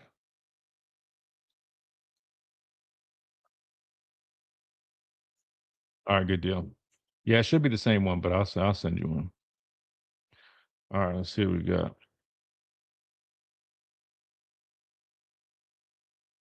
It's that pick that they have. Watching their defense, I feel like they're playing some similar. Oh, Matt, can I be on there?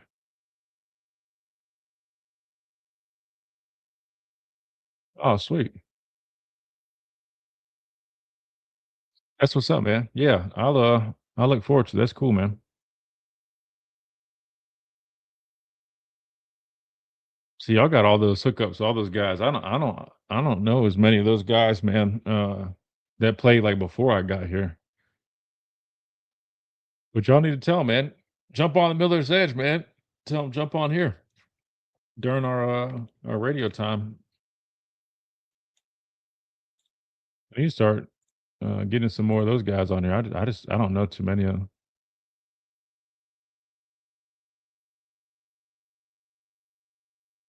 But shout out to the Bama Standard, man.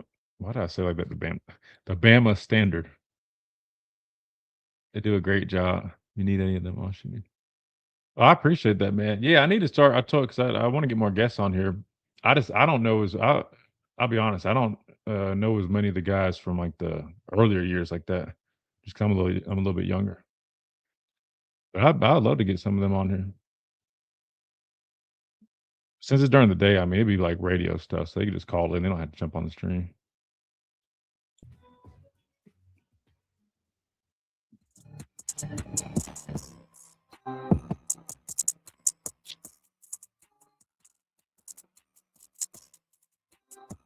And welcome back into this Monday edition of the Miller's Edge, Tide 100.9, 1230 WTBC, presented by the Good Feet Store, America's arch support experts.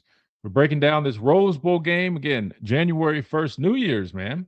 This Thursday, Alabama taking on the number 1 ranked seed, Indiana, out in California, the granddaddy of them all. I never played in the Rose Bowl. I played out in California, both in college and in the NFL. But never played in the Rose Bowl, man. So definitely, I do know from everybody I've spoken to. Great experience. Always, I mean, very highly spoken about when people go out there, not only, as a team, but the fans. Everybody normally has a lot of great things to say. Hopefully, the weather's not as bad as a lot of people are saying it could be. But it is what it is, man. At the end of the day, man, you got to go play football. That's what it's all about. That said, let's keep rolling on the phone lines. We got the tape pulled up. I'll keep breaking down. We're watching some Indiana defense, kind of getting an idea. Well, I've been watching it, but giving you guys a little bit of an idea on kind of what to expect. Some of their, key players, scheme, all that good stuff. 205-342-9904 is the number. Up next, we've got Smitty. Smitty, what's up, man? Talk to me. Man, how's it going, Christian? Man, I can't complain, Smitty, man. Another day, another dollar, man. I'll just listen. I'm ready to get some football back. Alabama football. We have football this weekend. Some decent games going on, but ready to get this thing rolling, man. How's everything? Besides the fact that my squad lost to Quinn Ewers, doing all right. That's the NFL for you, bro. The NFL, man. Any given Sunday, brother. I tell these people, this is the league. Folks are playing for jobs, coaches and players. People got pride, and they didn't listen to me. That's all I got to say. But And plus, the Bucks and the Panthers are going to play for the G5 spot in the NFC playoffs. But hey, you get in, you get in. You don't never apologize for that, you know. But That's right. but like with this game here, right? I think what happens is when people like the media, right? They just they look at records, and plus Indiana is a great team. They play well. They are consistent. They run the ball well. But Alabama has been better against the run than the media, the hot take media wants to let on. What did Ahmad Hardy from Missouri do against them? Not much. A lot of good running games. Tennessee back had a good run, but you know how it is, how they play with all the, spreading everybody out. But Right. but even they did a good job there. I just think like what happens is I still think the media hasn't grasped the concept that this defense is probably one of the most improved units in the country. And I do believe it's key that they slow down that Indiana's run. Because that's the key right there, because they want to be balanced. I know everybody keeps talking about Alabama's run game or they need to establish it. Look here. Trying to establish that run game is trying to tell Nick Cannon to stop making babies. It ain't happening. This year. Because I believe part of the issue is there's no explosiveness with our back. Because, but hey, they do a good, like Daniel Hill's not done a good job, but he is limited in the speed and explosiveness factor, and Jam's just been banged up. So you just take what you can with those guys. But I just think, like, you have to, I think maybe you don't want to just sit back and zone and those. Maybe you need to send some pressure, heat them up, because we have the secondary to play man. And we got some physical guys at man. Ironically, our two best corners are from California. So just saying. But but we have that. And I know people talk about discipline. This team, I always ask this question. When was the last time we complained about Alabama having committed too many penalties this season? When was the last time? It's been quite some time. I mean, honestly, we've been much more cleaned up in that department, without a doubt. Yeah. Yeah. And when people talk about the offensive line, I'm not even looking at the right side that's going to be targeted. It's the left side with big number 74. He's the one that's going to be the food out there. We got to keep it. We got to keep it a buck, Well, right? hold on. I mean, listen, I listen, and it's going to be both sides. I do agree that he's not as, sometimes people just they go, oh, you got the All-American left tackle and think that the left side is just like invincible. I'm with you there that he's definitely still a little bit of a liability with that speed rush. Yeah, 100%. But then I wouldn't say he's more of a liability than the right side. Personally, I don't know. Right side is still the weak side of that offensive line, in my opinion. Yeah, I just look at Carroll more youth, and I understand some things are youth there, and you just got to roll with that. But this is year 3, and my man still getting beat the same way. And, but listen, I think when you look at it, that's who he is as a player. I mean, listen, I think at the level, at the next level, if he doesn't slim down a little bit to give himself a chance, I'm just telling you right now that my former teammate Brian Burns, who I got drafted with, a guy like that, and listen, Caden Prater, great dude, and I think he's a really good football player, but Burns, the type of guy, like those players will put him in a blender, brother. Like the speed, inside counter, dip. He's more fit to be a guard unless he's able to really, have a transformation that allows him to play a little bit better on the edge. But just right now, I'm with you.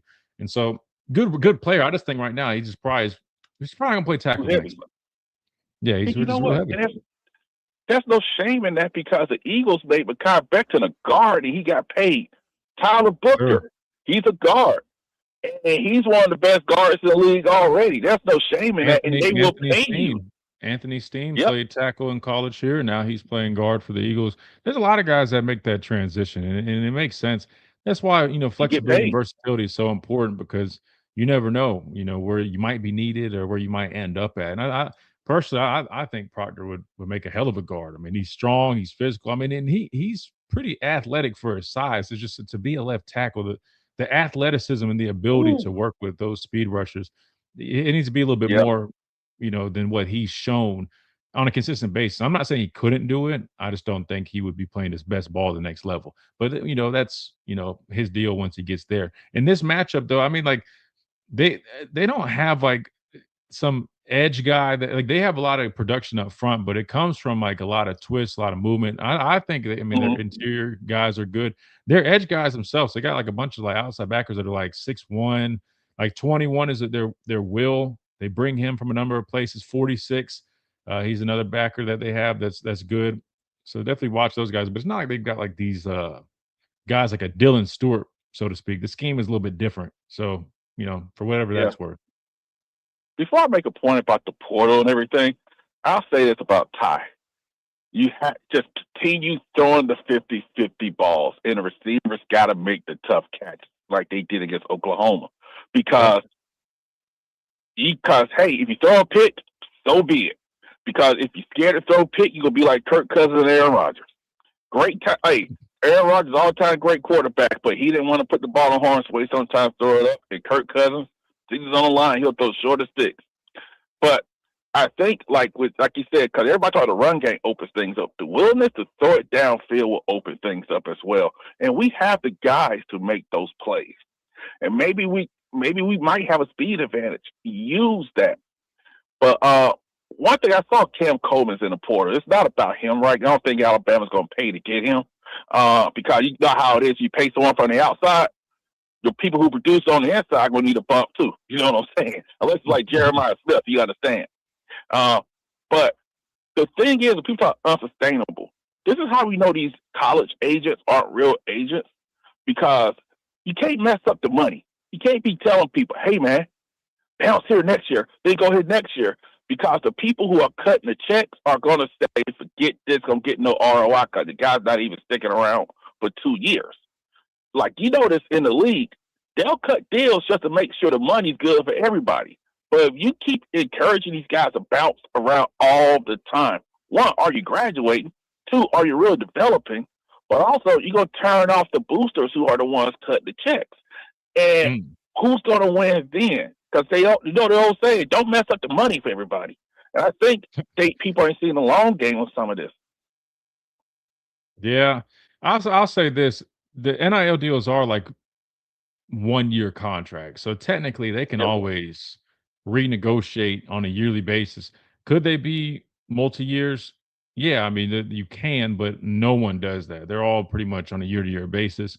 But we'll have to see, man. I just don't see them moving around that much to go get another guy. Listen, again, you're already paying Ryan. I never found it. If you guys find that graphic, and it was from On3, and it had like the highest paid receivers in college football. But Ryan Williams was on the list.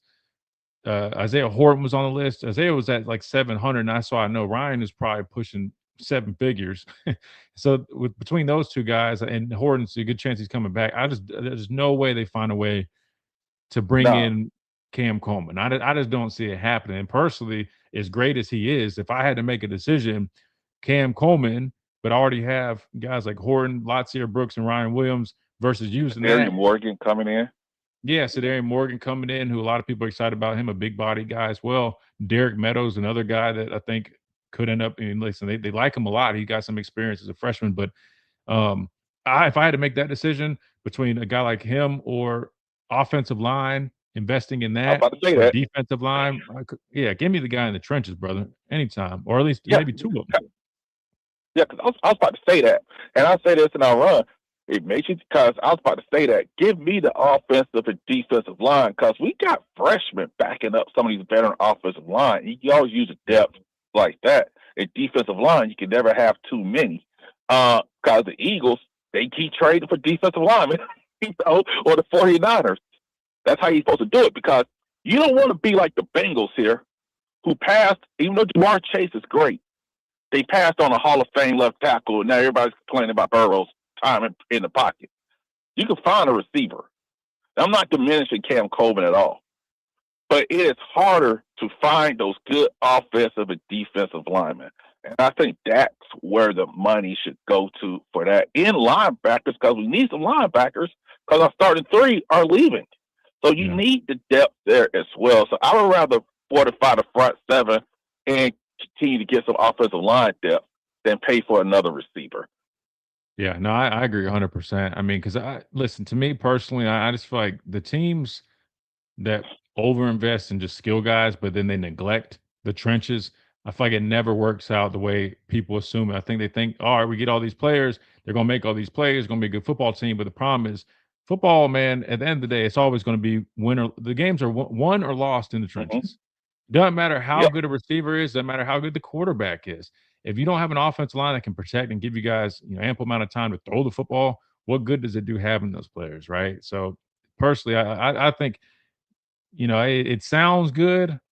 Trust me, and I would love to add even more weapons, but the problem is the analytics don't work out, and I just think that would be a little negligent. But you never know. I mean, there's sometimes that guys are willing to take cuts and show up in capacities like that. For example, I mean, if he really just wanted to play at Alabama, he really liked the university, he liked the scheme, he had a friend or something here. Maybe they could work something out where they're saying, "Hey, we'll get you as much as we can in off field true NIL because that's still a thing," and then try to find Yeah. recoup in that area. So who knows? But I think realistically, it's probably not there. But again, you mentioned it like we said earlier, linebacker, you got to address that. I would love to get a D lineman that you feel good about. Hey, he's coming in here and he's a problem. Think that would be solid. I know we've got good players, but you never can go wrong with somebody like that. Then really offensive line. You're losing, so you got the right tackle who's going to be there. Right guard has been Formby and other guys rotating, so you got some players there, but you always can upgrade. Center Parker Brailsford is really good. I don't know if he plans on coming back or what. And then left tackle, he's gone. So I wouldn't be mad at going and getting a left tackle, a proven left tackle that is a really good football player. I'd rather put some money there. Yep. And the thing is also, some of these players, if you're actually got first round talent, do you really need to break the bank on NIL when you're gonna be a first or second round pick in the league anyway? Now I'm not saying don't get your money, but if you're that highly rated, man, you can take a little cut, get developed, because we know that Golders Tennessee system does not work well for receivers because you don't run a route tree. So maybe if you want to get developed and you're gonna hit the league anyway, maybe you could take a little bit off the top. But I can't tell anyone to do that. If someone offer you a couple of million, like 1.5 or something, hey, why not? But hey, Christian, thanks for taking my call, good brother. And I really feel good about our chances Thursday. Hey, yes, sir. I love it, man. I appreciate it, Smitty, man. You be easy, brother. Good deal. All right, our guy Smitty doing a good job as always, but we got to hit a timeout, stay on schedule. We come back, we keep on rolling, we keep on watching the tape and keep on answering y'all's calls and questions, all that good stuff. Check us out on YouTube if you haven't, or Facebook at The Miller's Edge on YouTube, Tide 100.9 Facebook page. We stream live there as well. We got to hit a quick timeout. When we come back, we keep on rolling right here, Tide 100.9, 1230, WTBC.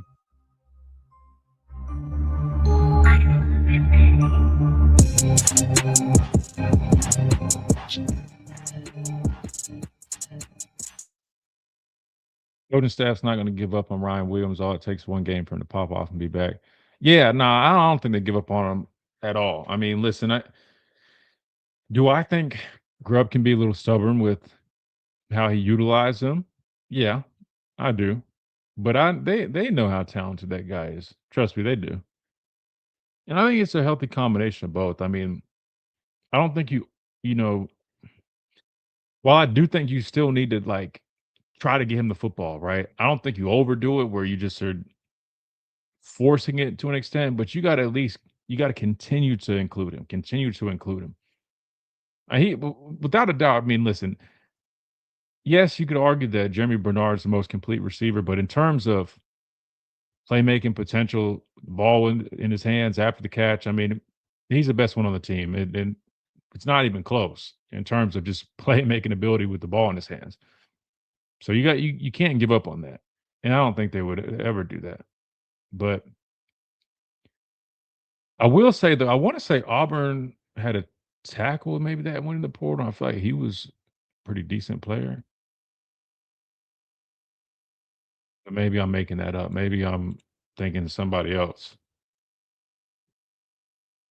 But I would rather try to go that direction. I mean, I know you got the young guy, was it Jackson Lloyd? I think seeing him when he first got here and through summer and whatnot, he looked to be a pretty good player, like a young guy. You know what I mean? Like he looks like he has a good good ceiling on him. But in this day and age, it's hard to rely on. Hey, man, we expect this guy to be a good player, especially at the left tackle position. Yeah, Xavier Chaplin, 6'7", 350. Another Caden Proctor type build.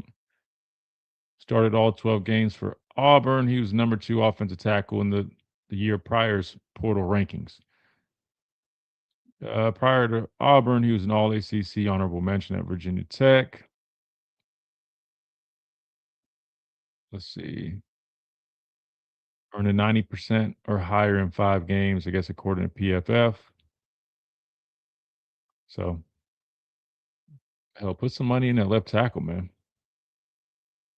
LSU had a big tackle in the portal too. Shit, we'll take him. Auburn's linebackers in the portal. Yeah, I think he's with CJ Moses' agency as well. I don't know how much of an influence that would have, but I would imagine there could be some consideration. But at the end of the day, man, I mean, when these guys are in the portal, I mean, and they have agents and stuff like that, I mean, it's pretty much normally a money thing, right? So I'm just gonna be honest with you, and you guys might not believe me, but I'm just being honest. I mean, NIL wise, man, we don't pay our guys nearly as much as a lot of these other schools. We really don't. Guys that come here, they come here because they want to come play at Alabama. They want to be coached by our coaches. Um, the brand itself. I mean, if guys want to make as much as they can in NIL, I'm telling you guys right now, Alabama is not the place to come. And that's not me saying that in a bad way. I respect it. I respect our approach like that. We're not going to just be writing these handing out empty checks like that. And I think that's probably part of the reason why our culture has been so sound here, because we're not infiltrated by just a bunch of guys that are just chasing a whole bunch of money. Like we got guys that make money. I'm not saying that, but on average, no, we don't pay nearly what these other schools pay.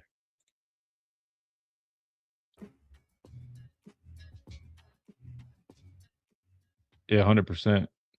More jet sweeps.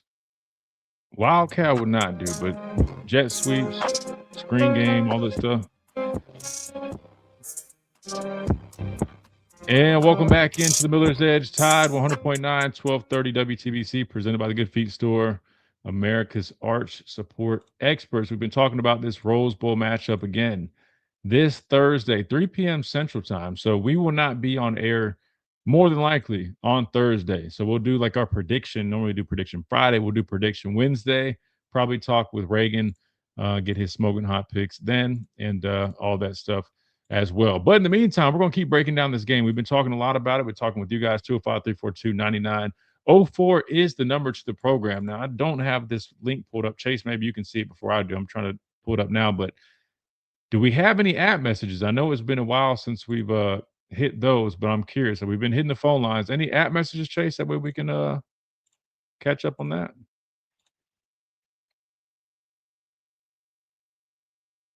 Chase, you got me? All right. Well, I can't hear Chase, so I'll try to pull it up in the meantime. We'll keep on rolling. But if you guys, I hope you guys didn't forget, we still do the app messages. All you got to do is download the Tide 100.9 app. It's completely free. And there you can leave app messages, you can leave voice messages, all that stuff. We haven't really done a voice message in quite some time, but if you guys want to do that, feel free to do it. I can't pull this up right now because I'm in the middle of talking. So we'll wait for when Chase gets a chance to read it. But anyway, let's keep on rolling. Oh, there he goes. Yeah, no, I can't hear you on our end, Chase, but it's all good. But yeah, just check if we have some app messages. In the meantime, we'll keep on rolling about this. I had a clip that I wanted to play earlier because there's a lot of people talking about this game, and there's a lot of interviews. Maybe we'll do that. Maybe we'll just go to an interview. Kane Womack spoke to the media most recently. I know Ryan Grubb did as well. Kind of want to hear from Kane Womack talking about this matchup defensively first, and we can double back and listen to Ryan Grubb. But actually, no, let's go in order. We'll stick with the order. Ryan Grubb spoke first. I think it was, I don't remember when it was, but it was the other day. So let me try to pull this up real quick. Yeah, it's about 10 minutes. So maybe we can get Ryan Grubb in here for today, and then we'll talk some more defense.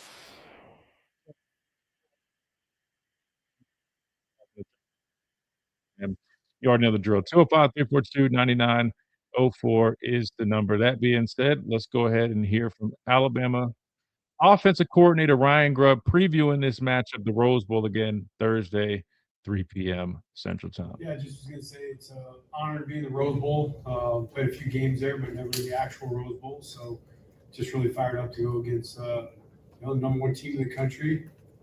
See Mendoza in person, Heisman Trophy candidate, or winner, I should say. Heck of a quarterback and just a great staff. They do a great job. So looking forward to the opportunity. All right, thanks, Coach. Let's start on the far right here to Nick. Yeah, what's the biggest thing you want the offense to carry over from the second half of the Oklahoma game? Their resiliency. What they showed, what we felt they've been capable of all year is when the chips are down, you got to be at your best, play to our standard, not the circumstances, and I thought, that was what they did. And, we've preached that for quite a while, or I have anyways, that, we got to play to our standard, in practice and in games, and when it's not perfect, that we don't, fall down to the circumstances and fall out of love with the game when all of a sudden you're down a couple touchdowns or something. And I just thought they played so hard, and Ty was, I thought at his all-time best, in my opinion, just the way he was, his resiliency on the sideline, his mindset, just the things he was saying in between series, there just was a belief that, if I was down there playing with Ty, I would believe, like, we're going to get this done. So I think that unwavering belief and just the guys with a really, really tough start, obviously, the football game, that they, knew they could move the football on these guys. They've done it before and just stuck to the plan. Let's go to front left, Chase. My question's similar to that one. When I asked you more about Ty in the Oklahoma game, he obviously played better in the second half than the first half, but apart from just performance, did you also detect a different Ty in terms of the intangibles, confidence, poise, command, things like that in the second half versus the first half? And if so, where do you think that might have come from? I did for sure. And I think, as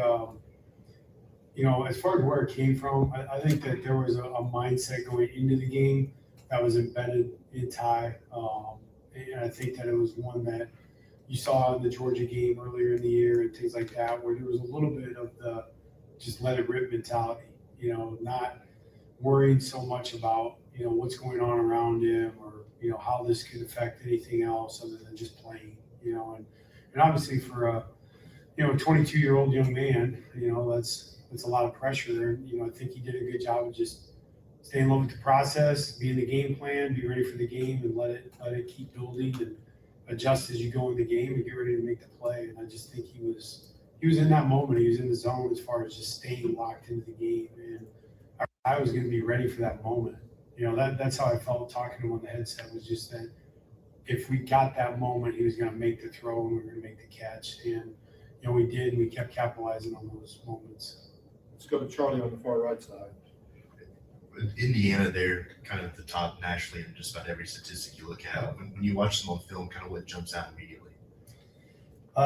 Really disciplined defense. They play very disciplined. They're exactly where they're supposed to be.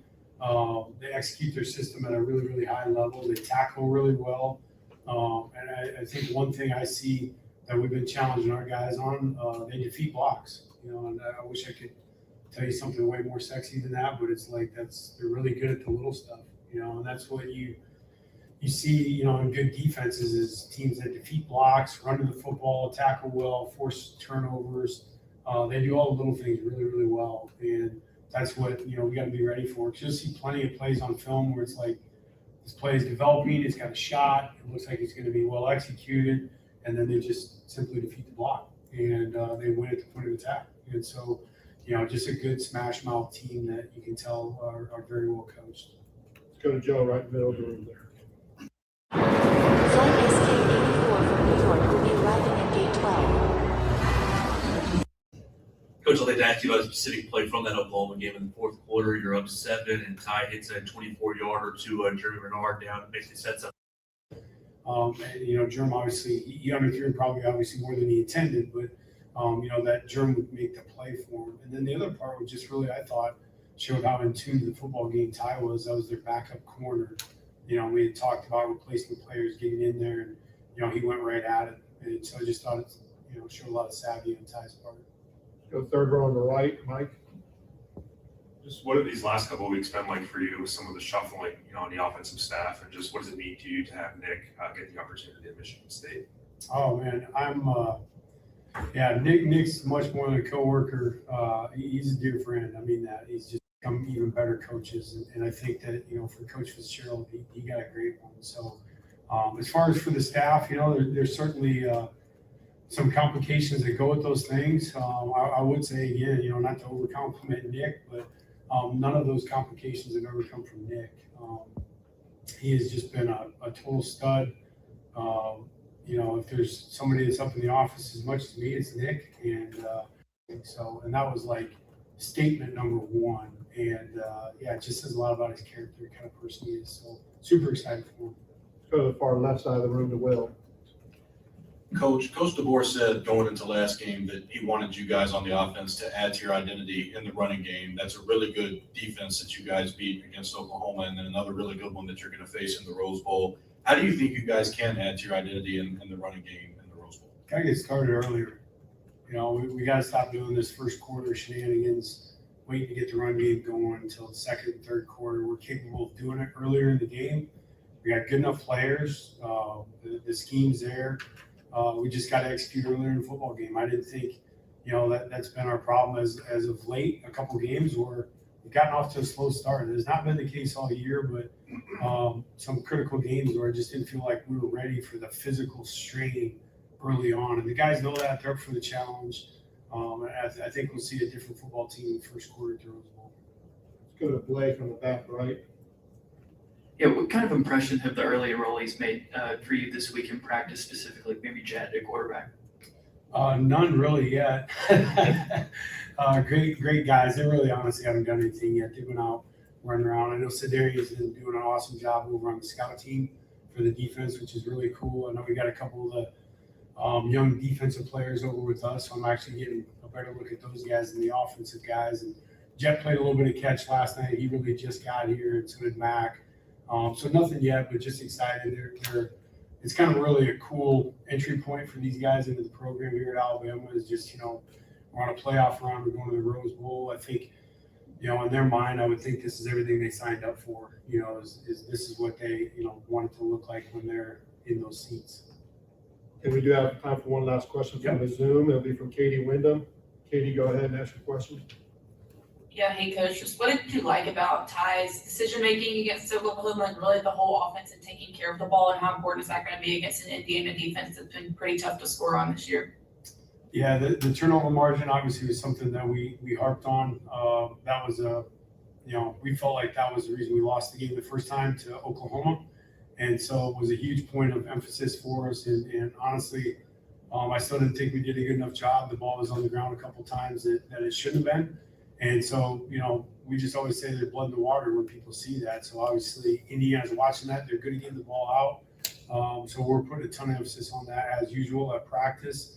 And so for us right now, I think that when you play tight football games in the playoffs and good defenses like this, we got to take care of the ball. We got to be careful with our decision making. And anybody that touches the football, we just tell them to imagine that's the whole state of Alabama handling the ball. So they got to take care of that thing. All right.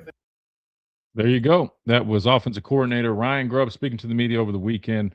Tomorrow, since we're running out of time, we'll hear from Kane Womack, get a little bit more of the defensive perspective. But as you heard it, a number of thoughts from Ryan Grubb regarding his offense, the performance that they had against Oklahoma, plus his thoughts on this Indiana defense, which he was very complimentary of. Obviously, they do a really good job with a number of things, and he mentioned and echoed pretty much what we've been saying on the show in terms of being fundamentally sound, tackling well, all the little things they do extremely well.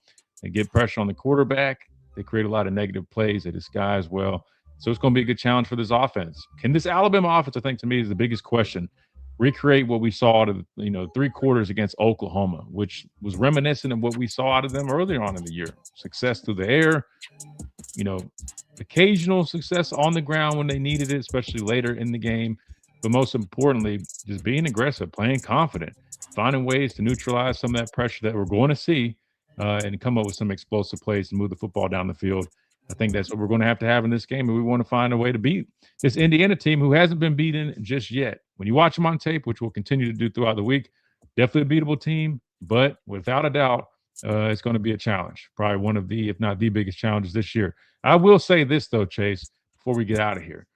When you look at them, because I know some people, to me, talking about the biggest game we played and what might have been our biggest game, Georgia, they're I would say probably the best team we played outside of Indiana.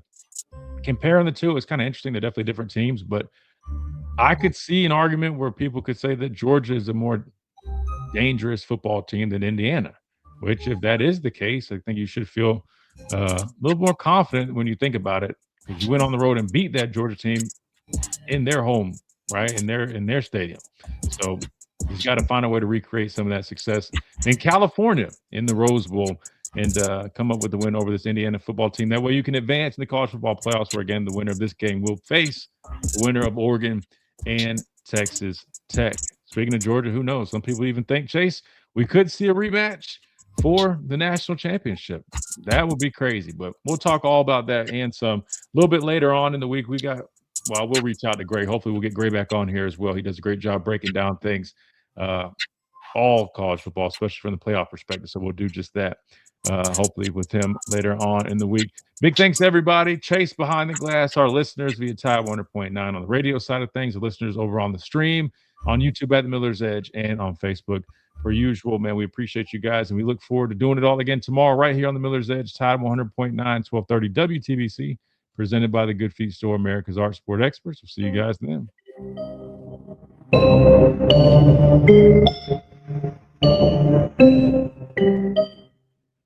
You've been listening to the Miller's Edge. Appreciate it, Chase. All right. I'm still here on the stream, guys. So if you guys had any last minute thoughts, appreciate it, Justin. Appreciate that, man.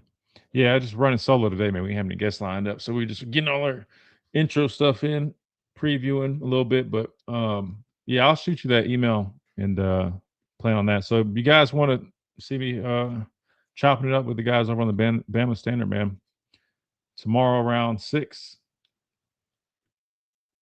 we'll be talking about this matchup some more. I feel like what was I about to say? I think I'm forgetting something.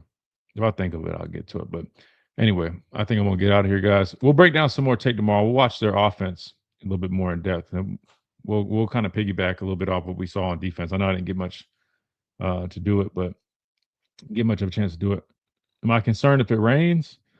I wouldn't necessarily say concerned, but I definitely feel like that would work out a little bit more in Indiana's favor, knowing they have a much more consistent running game, right?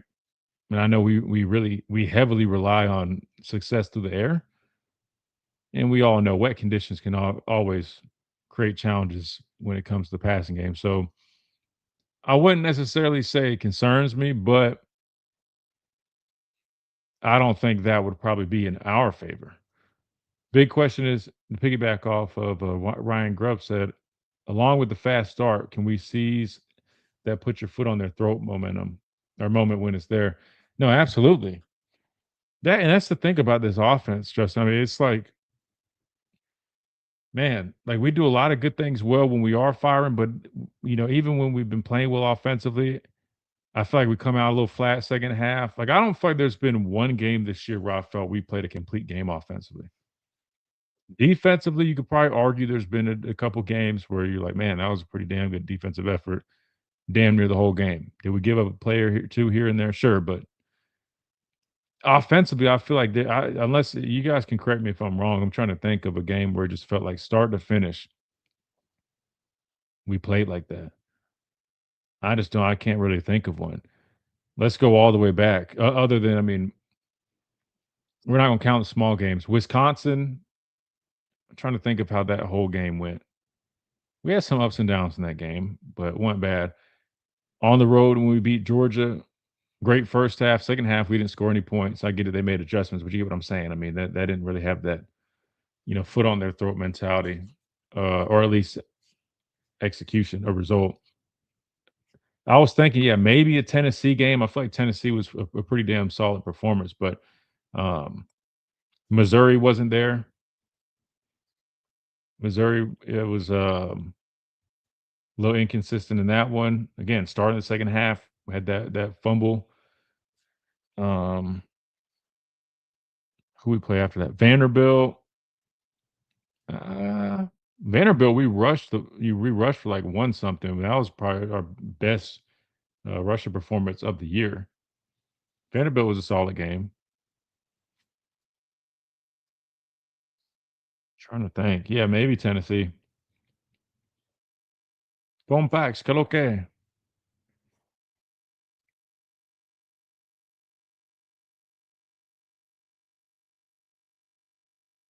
Por supuesto, llegas aquí cuando estoy a poner de terminar el stream.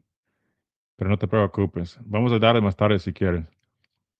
Pero mándame un mensaje. Yeah, I would probably say Tennessee, Justin. I agree.